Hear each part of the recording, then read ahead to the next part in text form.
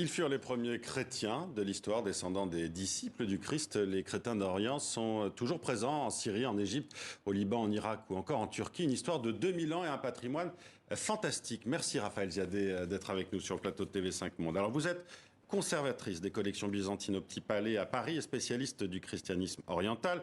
Vous avez d'ailleurs été commissaire de l'exposition sur les chrétiens d'Orient à Paris. Et vous publiez donc chez Citadel et Masno L'art des chrétiens d'Orient. C'est un livre somme, lourd, qui montre la richesse de ces communautés. Car Raphaël Ziadé, il faut le rappeler d'ailleurs, ces chrétiens d'Orient ne forment pas une communauté, un bloc uniforme. Exactement, ce sont des églises qui sont indépendantes les unes des autres, mais les fidèles peuvent vivre ensemble dans un même pays. Donc on peut avoir à la fois, par exemple, des maronites, des grecs orthodoxes, des grecs catholiques, des syriaques et même des coptes au Liban, etc. Mais leurs origines relèvent d'églises autonomes. Et il y a eu beaucoup de divisions entre beaucoup ces chrétiens d'Orient. On arrive à une douzaine d'églises, la moitié s'est formée dans l'Antiquité et l'autre moitié à l'époque moderne par rattachement à Rome.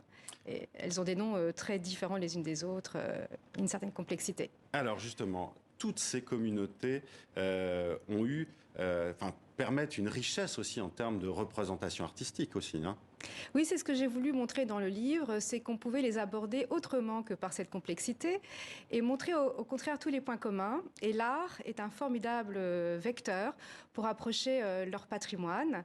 Et on retrouve dans l'ensemble de ces églises de grandes richesses artistiques, des images qui sont nées dans l'Antiquité, dans l'Empire romain d'Orient, qui s'expriment dans la peinture murale, l'orfèvrerie, la sculpture sur bois, sur ivoire, et cela avec une continuité jusqu'à nos jours. Vous allez jusqu'à la Première Guerre mondiale, hein. Oui, je couvre presque 2000 ans, jusqu'à la fin de l'Empire ottoman. Alors qu'est-ce qui les réunit artistiquement, justement? Eh bien, c'est le fait, je crois, de puiser à ces siècles très anciens. Il faut rappeler que ce sont des communautés qui sont originelles du Proche-Orient, ces communautés chrétiennes. Et ce christianisme est une religion orientale. Il est né avec le Christ et il s'est développé d'abord autour de Jérusalem, des lieux saints.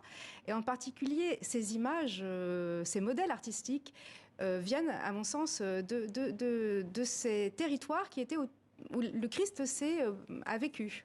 Oui, justement, les chrétiens d'Orient font partie aussi ensuite, avec l'arrivée de l'islam, des minorités au sein d'un monde arabe et musulman. Quelle est leur influence justement artistique dans la région, puisqu'ils étaient là aussi avant avec cette religion? Oui, l'art des chrétiens d'Orient ne s'arrête pas avec l'arrivée des arabo-musulmans, il continue. Ce qui est un petit peu nouveau, on n'avait pas forcément conscience de cette dynamique artistique à la période arabe, mais aujourd'hui, beaucoup de restaurations, de découvertes de manuscrits nous permettent, et c'est toute la richesse du livre, de voir cette continuité et de voir les interactions avec toutes les civilisations qui étaient là et aussi qui continuent à se rencontrer au Moyen-Orient. Et qu'est-ce que ça produit alors? Alors ça produit un art, les images elles-mêmes, elles sont immuables, hein, la façon de traiter la naissance du Christ, la mort du Christ, ce sont des modèles stables, mais le style évolue. Au contact de l'islam, par exemple, on a des décors floraux qui s'invitent. On a un certain hiératisme qui est inspiré sûrement de la Perse sassanide. C'est vrai que là, on dirait presque une arabesque, enfin des arabesques. Là. Ah oui, tout à fait. Oui. Là, c'est vraiment la rencontre. Les sujets sont chrétiens, mais ils sont traités à la manière islamique, dans une technique qui est propre à la région de Mossoul et de la Syrie au XIIIe siècle. Là, on a des grands regards sur ce qu'on voit. C'est l'ascension du Christ dans un manuscrit médiéval, des grands regards, des aplats, des formes très graphiques, des contours noirs, qui sont vraiment typiques du Moyen-Orient. Alors vous écrivez justement que la culture des chrétiens d'Orient ne s'est pas développée dans l'ombre de Byzance, n'a pas été étouffée par l'islam ou dominée par l'Occident. C'est un fait de civilisation à part entière. Oui, il y a, je crois, eu un déficit de connaissance de l'art chrétien du Proche-Orient qui tient peut-être à la frontière des disciplines. Ça ne relève pas de l'art byzantin. Si on est islamologue, c'est un courant minoritaire. Donc ça a été un peu mis de côté. En fait. Ça a été mis de côté dans les études, dans la recherche. Mais aujourd'hui, on peut vraiment, je crois, mettre en valeur toute cette section. Et pour moi, le point commun de tous ces pays que je mets en valeur ici, c'est le fait d'être devenus des pays du monde arabe avec des populations qui parlent l'arabe. Donc c'est un groupe cohérent avec une richesse artistique dynamique en perpétuelle expansion jusqu'à nos jours. Alors on le sait, ces chrétiens d'Orient sont régulièrement persécutés, et puis depuis 2000 ans aussi. On l'a encore vu aussi avec Daesh en Syrie. Cette singularité, justement, de quelle manière ont-ils réussi à la conserver aussi longtemps dans l'adversité ?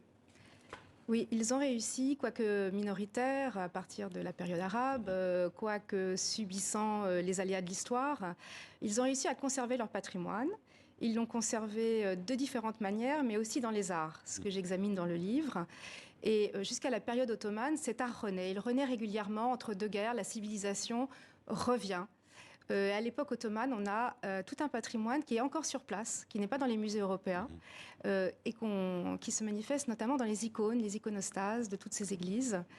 Et il faut maintenant protéger ce patrimoine. C'est la question que j'allais vous poser, justement. Avec une région où les conflits se succèdent ou coexistent actuellement, l'avenir du patrimoine des chrétiens d'Orient, comment il va s'écrire ? Alors, ce livre peut aussi faire prendre conscience ou aider tous les acteurs à protéger ce patrimoine, à aller plus loin. Il y a déjà beaucoup de sites qui sont restaurés, mais il faut continuer dans les inventaires, dans la photographie, dans les publications, parce qu'un désastre, ça peut arriver de manière soudaine, inattendue, et il faut avoir un principe de précaution et vraiment étudier les œuvres qui sont encore sur place. En tout cas, dans votre livre, il y a une recension exceptionnelle, justement, de ce patrimoine, de cet art des chrétiens d'Orient, livre publié donc chez Citadel et Masno. Merci Raphaël Ziadé d'avoir été avec nous.